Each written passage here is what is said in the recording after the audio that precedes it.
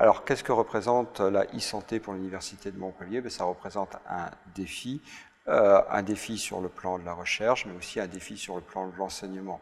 Ça nous demande de nous adapter et de nous adapter rapidement pour mettre des enseignements qui soient tout à fait adaptés au monde d'aujourd'hui. Et le monde d'aujourd'hui, c'est bien sûr le monde du numérique. Donc voilà, il y a des défis à relever pour que nos étudiants puissent avoir toute la palette, toute l'offre possible de formation sur Montpellier, et en particulier en santé, que les étudiants dans les facultés de médecine, mais aussi dans les autres facultés, puissent bien être intégrés dans la société d'aujourd'hui.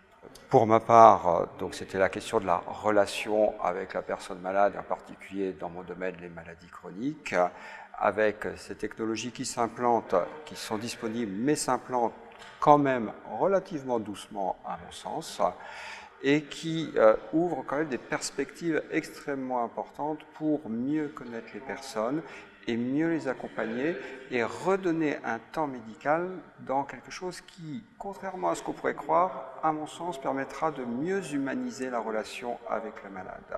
Tout ce qui sera un petit peu technique, tout ce qui sera, je dirais, de la plan sur le théorique, sera fait par ces nouvelles technologies, qui implémentera des données qui seront disponibles aux médecins et qui pourra plus se centrer sur la problématique du malade et sur la relation avec lui. Alors, est-ce que les professionnels de santé sont aujourd'hui assez formés pour accompagner les patients avec les nouvelles technologies?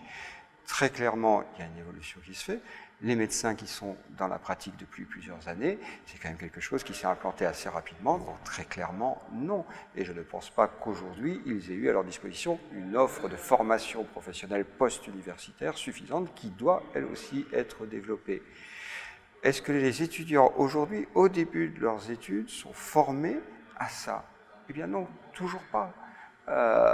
Ça se fait doucement, ça s'implémente, mais ça aussi c'est l'intérêt de la chaire qui sortait, de pousser, de porter les réflexions là-dessus pour comment implémenter ces technologies dès le début, puisque finalement les étudiants aujourd'hui sont des natifs du numérique. Et ils rentrent dans la médecine et ils ont encore une formation assez traditionnelle.